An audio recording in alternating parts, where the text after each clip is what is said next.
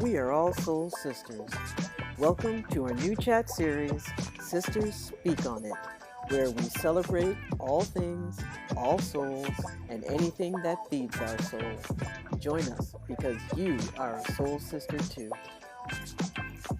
So, hello, I am Kathy Harmon, and this is Vita, and we are all Soul Sisters, and this is our inaugural chat for All Soul Sisters Speak on It. And who we have here today is Tanya Moodie, who inspired All Soul Sisters when watching A Discovery of Witches for the first time and seeing her on screen. I was like, ah! So I thought we have to do something to celebrate. So All Souls trilogy, we played on that and we came up with All Soul Sisters, which is a sister account to Blacklanders that celebrates Outlander. So we have Tanya Moodie with us today, and she is an award-winning actress who plays Agatha Wilson on A Discovery of Witches, and among other roles, which we'll talk about today. And I will let her highlight whatever she likes as far as her career and everything else is concerned, because quite frankly, we're just too excited to not have her come on right now. So here she is, the wonderful Tanya Moodie. Hi, everyone. Hi. You really built that up. Now I'm like, oh. Well, you deserve it. I didn't realize you were both sisters. You just said that.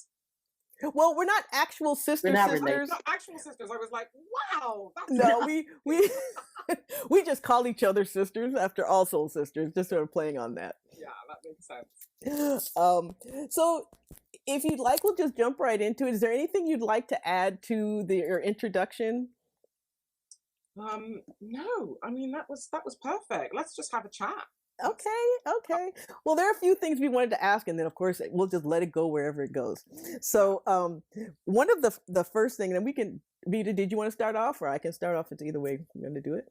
Well, we talked about a little bit that you did in the introduction when Kathy saw you playing in that role. I did want to ask about you being cast as Agatha and your reason for wanting to take that part, because we absolutely love her. Yeah, that's a really, really, really good question. Well, I mean, so when you're a sort of a jobbing actor, you just get, your agent contacts you and says, oh, they want to see you for this part or that part. I mean, generally, when I'm asked to be seen for anything, I just say yes, basically, because it's just really, really good to meet for everything, kind of no matter what it is, because I mean, so much of what I do, well, everything about what I do for a living is about people and human contact. And so, and over and above the actual work, there's just having that human contact in the room and just meeting people. So you might go up for a job that you might not have, initially a kind of great interest in or something, but actually just being in the room can really sort of ground you in people's passions for projects or whatever. Do you know what I mean? And actually just meeting people is really important. But anyway, going up for this, I was really excited. But to be honest with you, I didn't think I would get the part because it seemed so, yeah, I mean, it seemed massive, and, it was big and it was popular, and it just seemed, I don't know, I just kind of felt like, oh, this isn't the kind of thing that someone like me would get. Do you know what I mean? Yeah. Kind of like, so, but in a way, I kind of think sometimes going up for things when you're a little bit, how do I put this? I'm a professional and I'm passionate about everything that I go up for, and I commit 100% to everything. But sometimes you can really want something too much, and it can sort of add a bit of toxicity in the room, in a sense. You know what I mean? Because you're sort of grasping. And I think in situations like this, where if you have a sort of feeling of like, well, I don't really think that this is something that's going to be offered to me, you can sort of get a sense of objectivity a bit more. Do you know what I mean? You sort of stand back a little bit and are more receptive and more opening and more listening, because it makes you sort of go, well, who do I think they're going to give this to? Who is the person I'm speaking to right out in the room? Who do I think that they're looking for if it's not me, sort of thing. So, and the director at that time is a woman named Alice, who directed the first, some of the first series. So the directors sort of swap over in different blocks, and I met her, and I think she is a woman, I think, who is instinctively and naturally, inherently really passionate about the industry just opening up and holding more women in space, or women of color in the space, and just being generally more diverse and just developing in that way. So that said, I don't think I was brought on necessarily because I'm a Black woman. Do you know what I mean? I just think that, from what I understand of talking to them afterwards, I just think that when I was in the room, I think they just kind of thought, oh, that's the spirit of Agatha. Even though, obviously, when you read the book, Agatha's not described like me at all. Right. Like the furthest thing, well, I didn't read the books until after I got the part. So and then it was really like, then I felt an enormous pressure, actually. Before I even got on set, then I was like, gosh, if the writer didn't envision her looking like me, then how is this going to land with the fandom? Well, I've one of the things that stands out about Agatha Wilson is that she has a lot of style. And although some of that style has been translated into the show, your personal style is very distinct, and it's actually, like, it was pretty cool, if you ask me. Just following your Instagram and looking at your various things that what you wear, your glasses, your hair, all different things. I think that is a fit. I think there's a parallel there, even if they didn't necessarily translate that completely into the show. I guess she was a designer, so that makes sense. Yeah, well, the wonderful thing about Agatha, when I started to get to know her and this world of demons, witches, and vampires, the fact that they are not human. So that was my kind of baseline. Okay, so you've got these people who are, or these creatures, they're called, who live, parallel lives with human beings in this world. So, I'm not a vampire, that's a very specific thing. I'm not a witch, that's a very specific thing. So what does it mean to be a demon? So obviously I scoured the 3 books for every single demon reference and what we did and what we could do, did all this stuff, so I could really understand them on a fundamental level.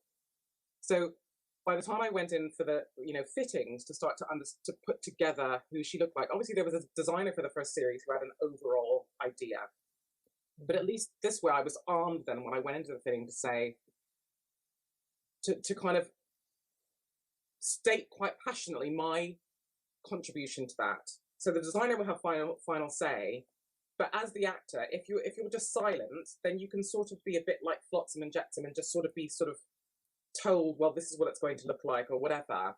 But because I had such an impassioned perspective on demons and who they were by the time I walked into the room, then at least I could say,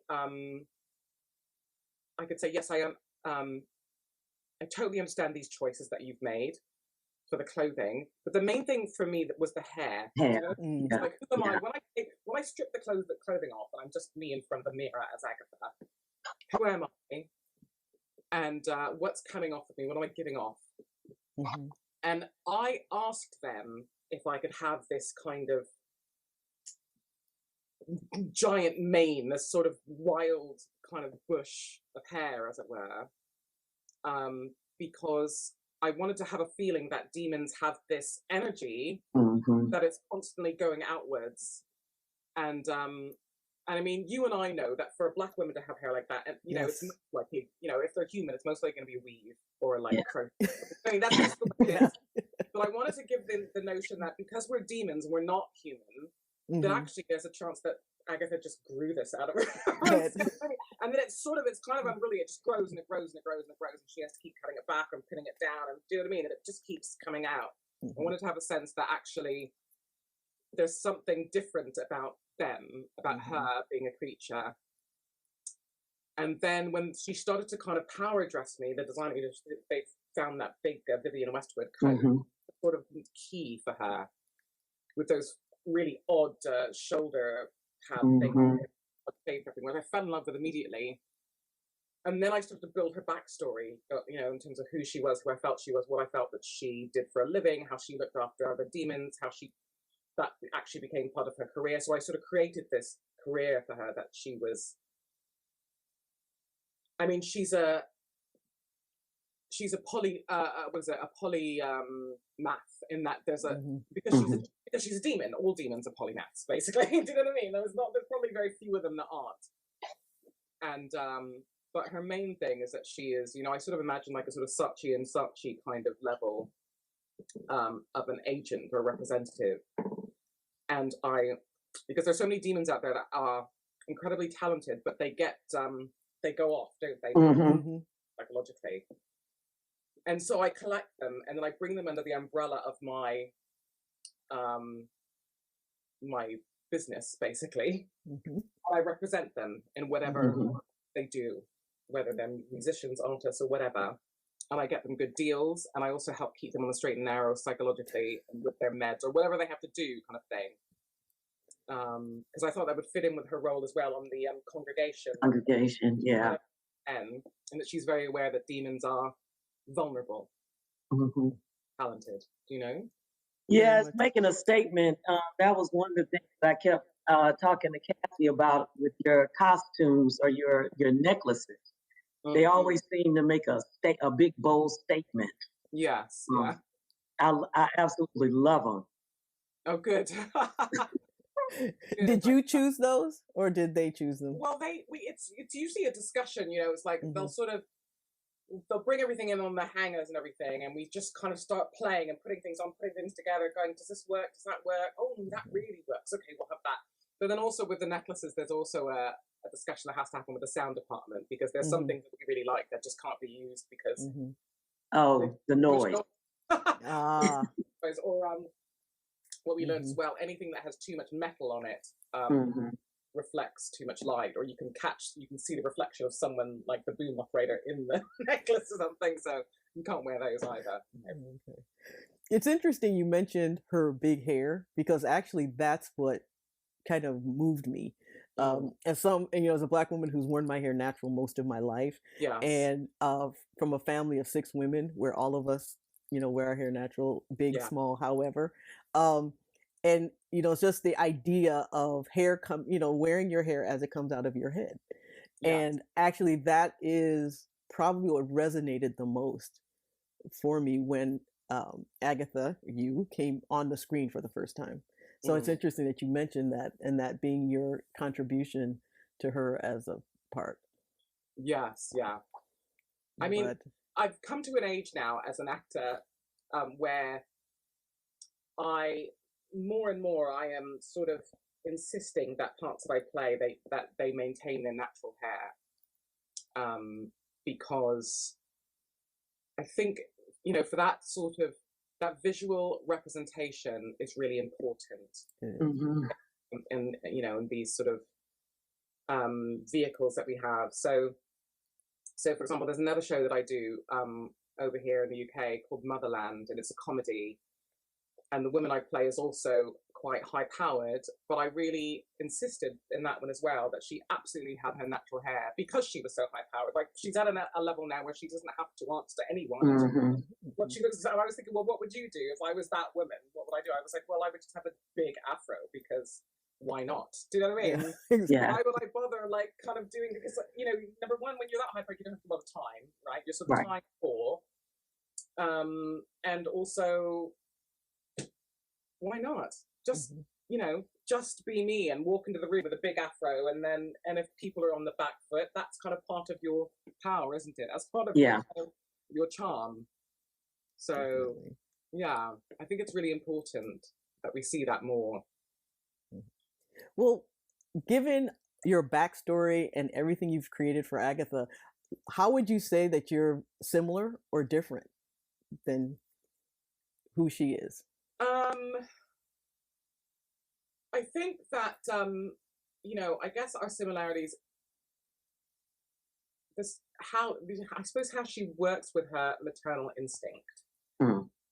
Because I mean, yes, she does have children, and we know in the books that she also has a grandchild as well. So she's she's a big family matriarch, but also I think she translates that sort of maternal energy into her role in the congregation and also into the demon community, and also in terms of how she relates to the vampires as well.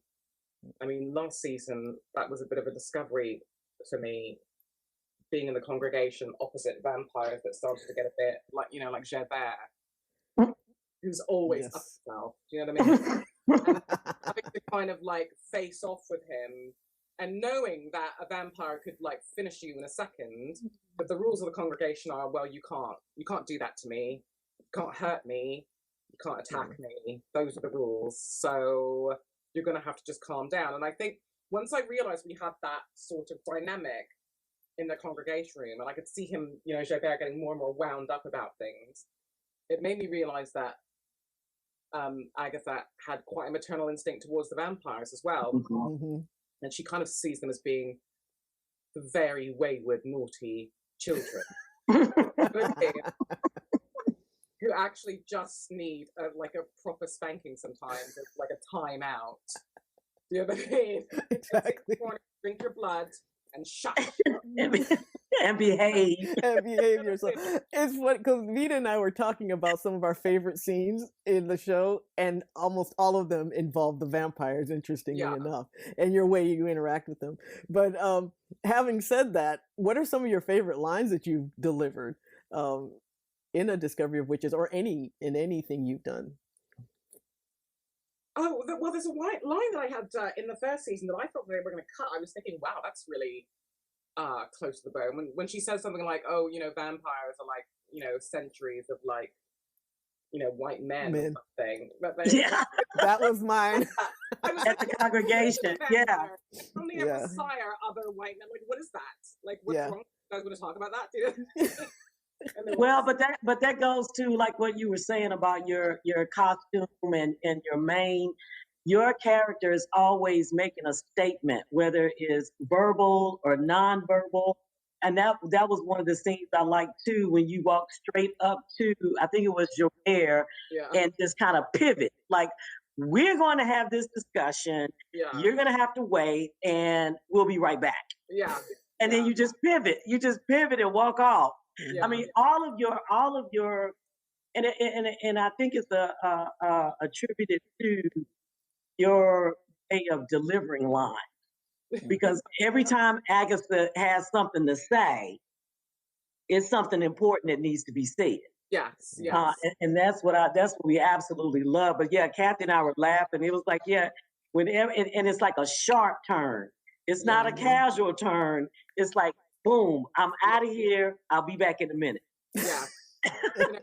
Because instinctively she knows that winds Gerbert up. It winds him up so badly. Like, he so wants to bite me. I know. You just feel him growling like that. And I'm like, well, you can't. You just have to sit down. Oh, God. It's so funny. It's really funny. I love playing scenes with those guys because those congregation scenes, I have to say, are so long to film. Are they? Like, all day. Oh, okay. Then you would think that it's simple because we're just all sat in a circle, but that's what makes it difficult because they have to do so many different camera angles. So they start off from the wide, from up top, and then they'll come down and do a sort of wide, and then they'll go into each person, and you all get and then you get like sort of 3 different levels of close-ups, and then you get them like that and like that. So just they take all day. So it's really lucky we all get on really well, and apart from, it's me and Marlon are the only women in the room, so it's just all those big boys. Yeah. Chomping at the bit, both in character and out of character. Oh, God.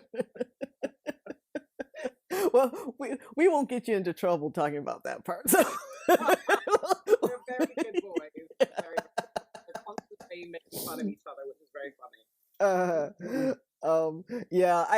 It does seem that that one line that you mentioned earlier was actually, and lines like that are part of the reason why I think it resonates with everyone, because Mhm. they don't shy away from prejudice. They don't shy away from, lots of different issues that, interestingly, as we were watching it, were playing out Mhm. in a lot of part of the world. So I thought that was, well, then again, we watch it over and over, so Yeah, all the that Yeah. time. might be why. Yeah.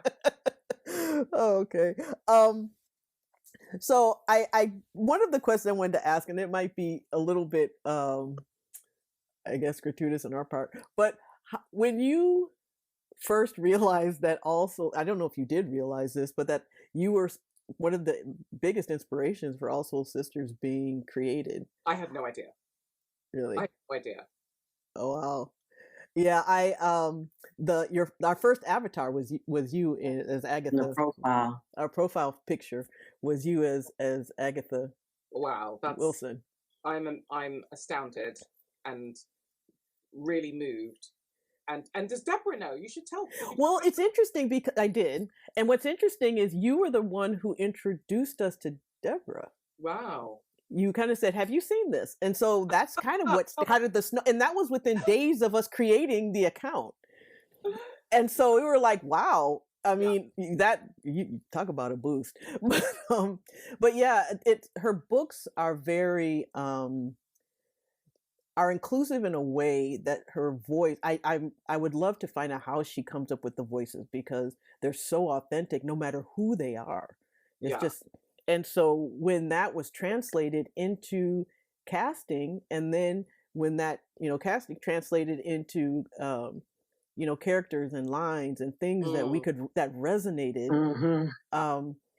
it was hard not to be moved. I mean, I'm in my 50s and I've never been a part of a fan. Well, I was part of one fandom, but I didn't even know what fandoms were. I didn't even, Yeah. I mean, I technically, I don't know. It's not a term I generally use that often, but, Yeah. but I mean, I think you understand that it's just, it was very moving for us, because it's not something we often see.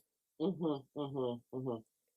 mean, I think Deborah, so I've had a chance to kind of meet her, obviously, and then hang out with her a couple of times when she's been over here.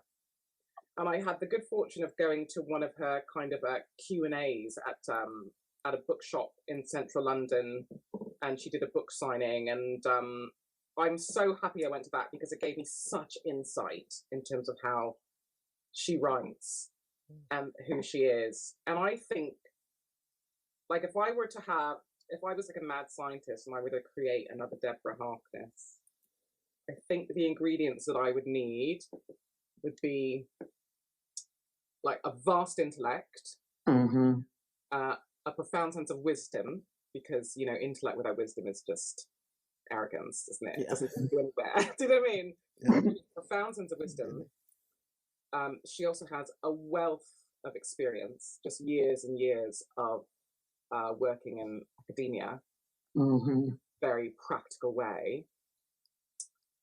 And then she also has like space, and by space I mean like she's carved out physical space as well as time to ask questions and answer the questions. Do you know what I mean? And so she does that in terms of her writing ritual. And then the last ingredient I would put is love, because she comes across as someone who's surrounded by love. She comes across as someone who's like, it's clear her partner adores her. It's clear that she has a loving family, because I don't think that all those other things could work in tandem if you didn't have this kind of like wall of love around you. Do you know what I mean? I understand. Pours out. And I think as well, so when Bad Wolf and the writers of the series, along with Deborah, and when they all decided to make this bold choice of making Agatha a woman of color, but she isn't in the book, Deborah has done nothing but like totally embrace, support, elevate, protect, promote, accept. Do you know what I mean? Yeah. Like it was like, oh yes, of course. That's do you know what I mean? Whereas before I met her, I was thinking, oh my God, is she gonna hate me? Do you know what I mean? Like, yeah. the writer's gonna be like, you're not who I made. Don't mess with Sorry that. about it. You know what I mean? Like, but it doesn't like that at all. She's just like, you're Agatha. That's Well, nice. Kathy and I did talk about that, the fact that the casting or the casting director or whomever deserves kudos as well, because now that all of you have the part, even when I read the book again, like I just did the other day, I can only see you all playing those parts. So nice, isn't it? Yeah, and it doesn't matter how they were described in the book or whatever. I can only see you all now. So now when I read Agatha, I see and hear you. And so it's and everybody is so perfect for each one of those parts. I just can't see anybody else playing those parts. Yes. I completely agree with you. I'm the same, actually. I think it's been cast, exquisitely. It really has. And particularly because, I stare at these actors' faces all the time. Sort of put them and hang out with them at work. To me, it's just all like, actually, they couldn't have cast it any other way. It's just not. Do you know what I mean? Yeah. It's beautiful. I think some of my favorite characters, not for any particular reason. I don't know. They could be any reason. Like, for example, I really love. I love Domenico. Played by Greg Chilin. Only because I don't know. Maybe because I like the way Greg does him. I find when I'm looking at him across the congregation room and the way he is, I'm like, yeah, you're such a vampire. I totally believe you're a vampire. And I really like how his character that he does things for his own benefit. So when he does anything out of character, like when he sort of does something and he kind of helps someone else out, people are always a bit shocked. They're always like, why are you doing this, Domenico? And sometimes it's just like, oh no, I just felt like it. Whatever. But I really like that. I like the fact that people know that he's like actually just like really self-centered and self-absorbed. And that's just accepted. That's just how he is. I love that. Well, since we're talking about casting, that kind of feeds well into one of the other things we were thinking about in terms of what's the difference between how the process of casting or you during your, I guess, auditions early in your career versus now. Do you see a big difference in how you're treated, how you're perceived, the roles you're getting? Yeah. I mean, the thing is, though, I think the difference, 90% of that is internal, because obviously you get older and, you go through life and you get more experienced and, things shift. The industry has changed dramatically since I first started in the early 1990s. So, roles like this, they wouldn't have seen a person of color for this role. I just have to be honest. I'm sorry. Like, I'm not, I don't have a chip on my shoulder. I'm not being, it's just a fact. Well, statistics don't lie, as they say. Do you know what I mean? I mean, if I happen to have been a black actress over here who might have been terribly famous for some reason, I don't know. But that was, how rare was that? Do you know what I mean? I just don't think they would have cast it like that. So, yes, in the past 27 years, whatever I've been working, there's been a huge shift. So nowadays, over here in the UK, I will be seen for things that a long time ago I wouldn't have been able to get in the room for. But I still approach my work in the same way. Do you know what I mean? The things that I would have been brought in the room for back in the day, I still approach my meetings with the same professionalism and attention that I would have done before.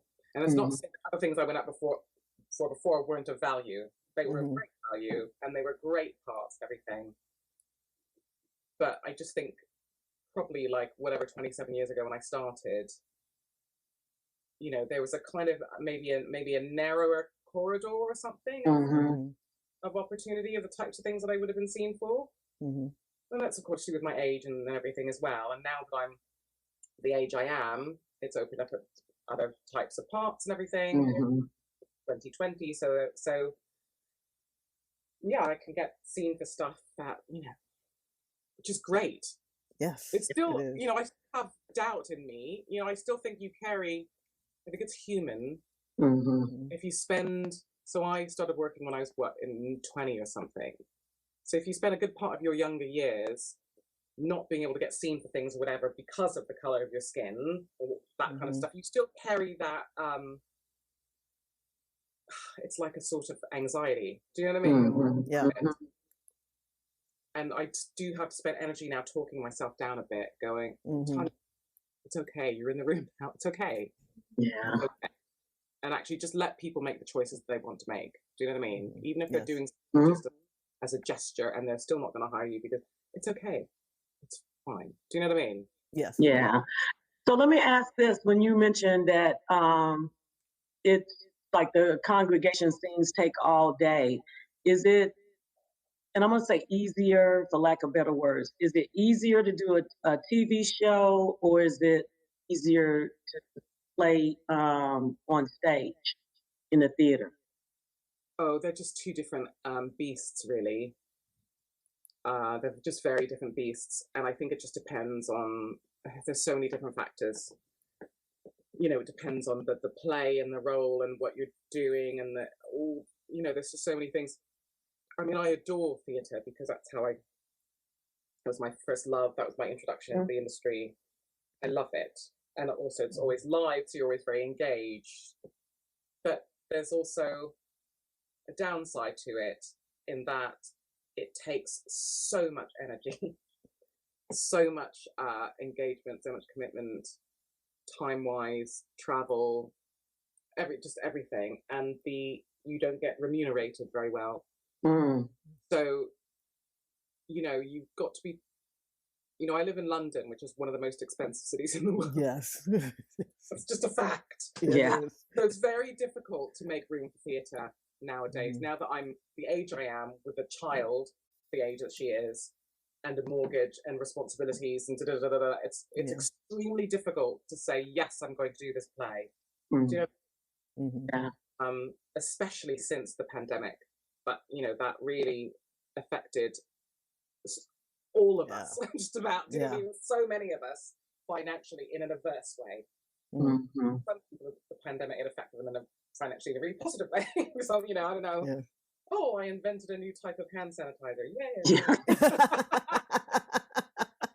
You know what I mean? Well, I think a lot of people, you know, it took a toll. So, and that was the same with us, with our family. It's very, you know, it's hard. So now I've got to be more careful about saying yes to theatre. I'll always say yes if it's something I'm absolutely passionate about. But then I have to, the difference is I have to talk to my partner now to say, can we do this? Yeah. Do you know what I mean? Can we do this? Not just me. Yeah. You know what I mean? That makes a lot of sense. It really does. You know, whereas with TV, you know, you might spend all day doing a scene and it's repetitive and but you know, you're not dying, you're not being hurt. No one's, you know, you're not in the cold. Well, sometimes you're on the cold, but you know, you're safe. People are looking after you, and you're being paid in a way that it's like, okay, I can put food on the table. Do you know what I mean? Yeah. Definitely. Well, speaking of responsibilities, this has nothing to do with being Agatha. I just have to say, I absolutely love your dog. Oh yeah. Oh, little Bella. Oh my God, that is the cutest dog. And the little reindeer. I mean, it just seems like she has a whole lot of personality. So you could tell I kind of like stalk your Instagram and her page to see what she's up to. But she just seems like she is so personable. Yeah, she's ridiculously personable dog. And I didn't know anything about that breed before we found them, Bull Terrier. I knew that you know, you see them around in London. They were quite popular in the UK, like in the 1980s, that breed. And, you know, some of them, you know, characters were quite famous. So Bill Sykes from Oliver, he had a dog like that. And then also in America, you've got the Target dog. That's the same. Oh, yeah. Yeah. Frank and Weenie. So And so, you know, they have representation in the media and stuff, but you don't bump into them that often. And then my partner was like, when we knew we wanted a dog, he was like, well, number one, I definitely want a terrier. It's got to be a dog with, you know, spunk and personality. Yeah. And he's like, I really want that dog because, you know, they look like dogs. Right? Yeah. It's like, if you look in the encyclopedia, you look up the word dog, then you'll see that and you'll go, that's a dog. Dog. So I was like, okay, well, let's research it, obviously, because I've got a young child, so you've got to think, well, what's a good family dog? And all the research was like, this is the perfect family dog. They're so sweet. They love children. I was like, okay, well, fine. Well, let me just meet one. So we went to one of those, you know, this is before the pandemic. And every year in London, there's this big conference called Discover Dogs. And every single breed under the sun is there in this big kind of conference center. And you can go and you can meet all the breeds and meet the owners. And the standard bull terrier is huge, okay? So it's like 70 kilo worth of dogs. Oh, yeah. So it looks like Bella, but like a kind of small horse. Right? Wow. Yeah. So when we went up to that stall, we were both kind of like, because if you can imagine how personable and cuddly Bella is, but like a kind of like a horse size. Oh, yeah. So we walked up to their stall, and there was this 19-year-old girl, this teenager who owned it. There was this really slender girl, and her dog was like on her, licking her face, and she was like under it, like, you know, like we crashed under this dog that was going, I love you. Both Andy and I were like, no, a little bit big. Yeah. I think we can handle that. And then we were like, right next door, there was this stall for the miniature bull terrier. We were like, what's that? Is that a thing? So we went over, and it was like the exact same dog, but kind of handwriting size. You know what I mean? And they're all kind of, there was about 4 of them in this pen area, and they were running around and they were being naughty and sticking their noses in the lady's purse, and, you know, and we were like, oh my god, this is it. This is what we found. He is adorable. Absolutely sweet. And only about 200 or so are born a year in the UK, so you have to hunt for a breeder.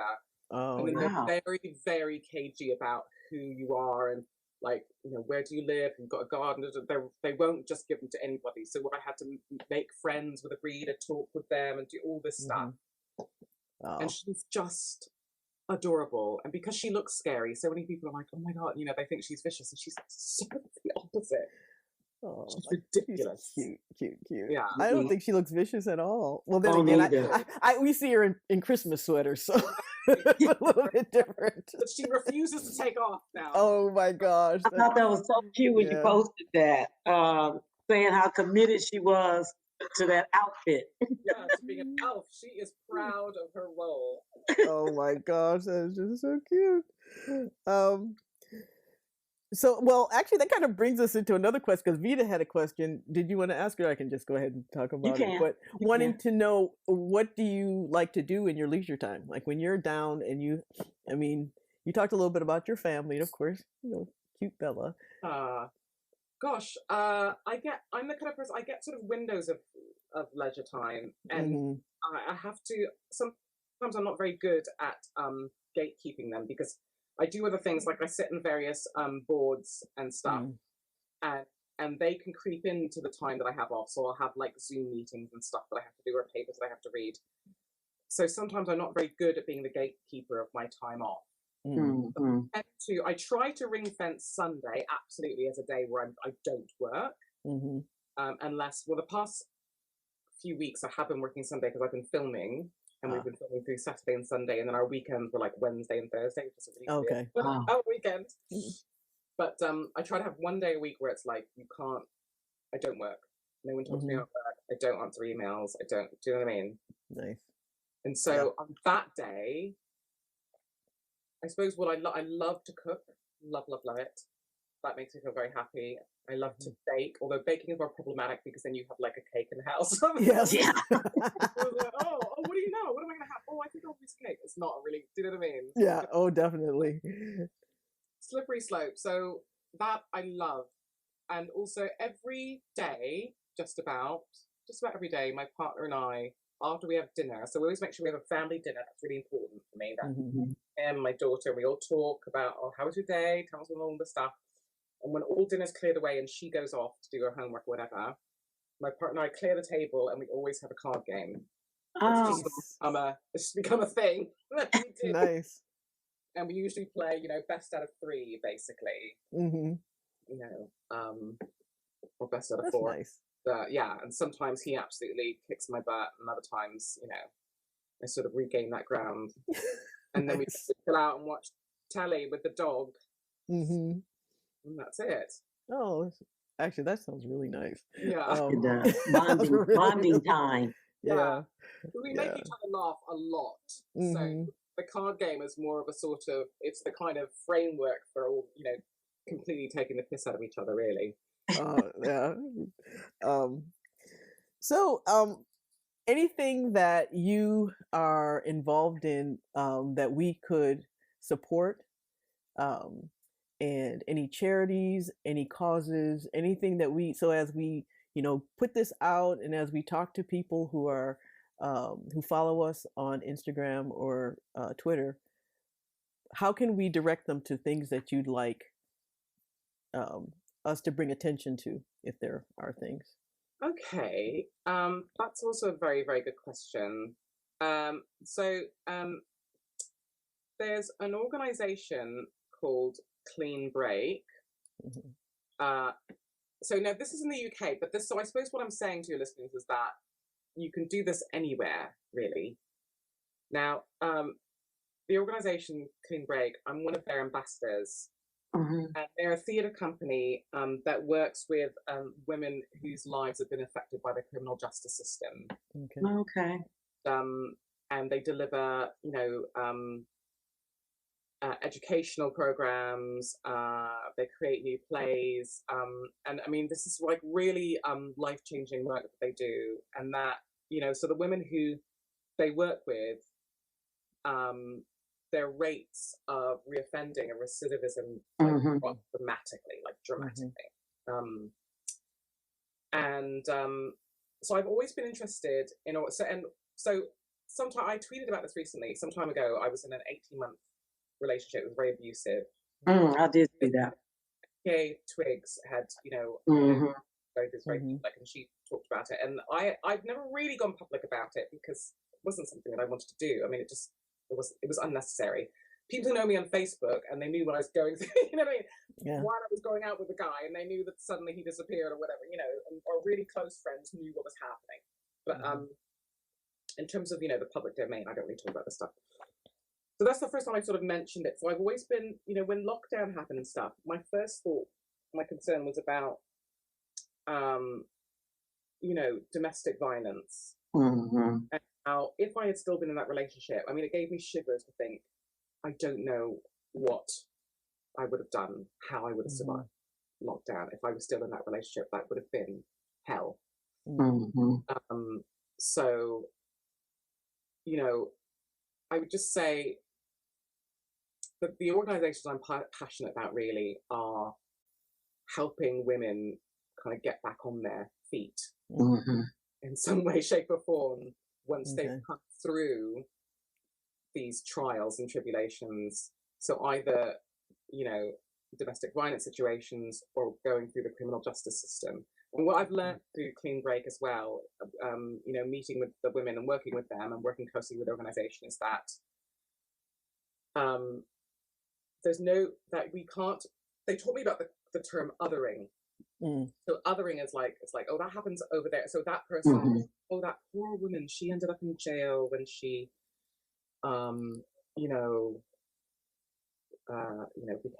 started abusing alcohol and committed crimes or whatever. And oh, they're by the grace of God. It's that attitude. Yeah. Whereas what Clean Break taught me was that these things can happen to anybody. Anybody. Yes. So there is no separation. There is no oh, certain people go through these things. That there's, we don't actually know what our karma is, that we say in Buddhism, as a Buddhist. You don't know what is coming in your life and how you're going to react to it. Right. And,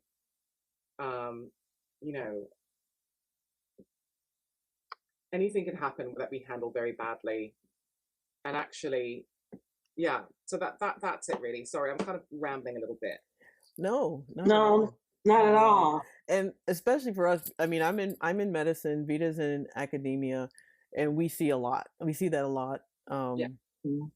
There is no one type. No. Yeah. Do you know what I mean? Yeah. So, we can only just kind of like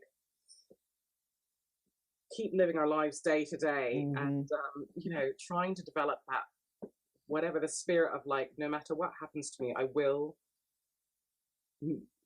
have enough hope to make it to the next day. You know what I mean? I definitely understand. I think a lot of people are in that situation nowadays, Yeah. for sure. Yeah, definitely. Like take it day by day. We can really take it for granted, our good fortune, and the fact that sometimes when you're like, oh God, I haven't had anything great happen to me in for a while, or and whatever, everything's really dull, or I don't know. I remind myself that actually things being dull are amazing good fortune. Yes. You know what I mean? Nothing is happening. Like, how lucky are you? Yeah. That you don't have to worry. There's not bombs flying in your head. You don't have to worry about where your next meal is coming from. Exactly. Like, what a privilege to be yes. born. Do you know what I mean? Or to be average. Yeah. Exactly. Like, what a privilege. Do you know what I mean? Oh yeah, I definitely understand. I think, like I said, I think that a lot of people are finally coming to that realization, unfortunately on the back of COVID, but it made people be still and to count your blessings. That that we're even having this conversation with you. I hate to geek out, but I just would have never thought this months ago. But it's given us, especially for Kathy and for me, the time to think about those things that bring us joy. And it could be just that of having a conversation about, our favorite show, our favorite character. We had those busy lives, who I didn't have time to think about that because it was in and out, doing your day to day. But to be able to slow down a minute and say, okay, what really makes me happy? That in and of itself is the blessing. Yeah. Well, on that note, I'm turning my lights on because this makes me. Yeah. My daughter say, see how long it was going to take her before she turned them off. See, there we go. As my daughter would say, I couldn't get out of this without being extra because as my daughters call me, they say I'm so. They're like, you always do the most. Well, yep. And I love my headbands. That's my thing. So, well, thank you. Goodness, this is. I initially said 15 to 30 minutes. We can just talk and chat, but this has been wonderful. Thank you. We appreciate it and your time. Thank you so much. It's been an absolute pleasure.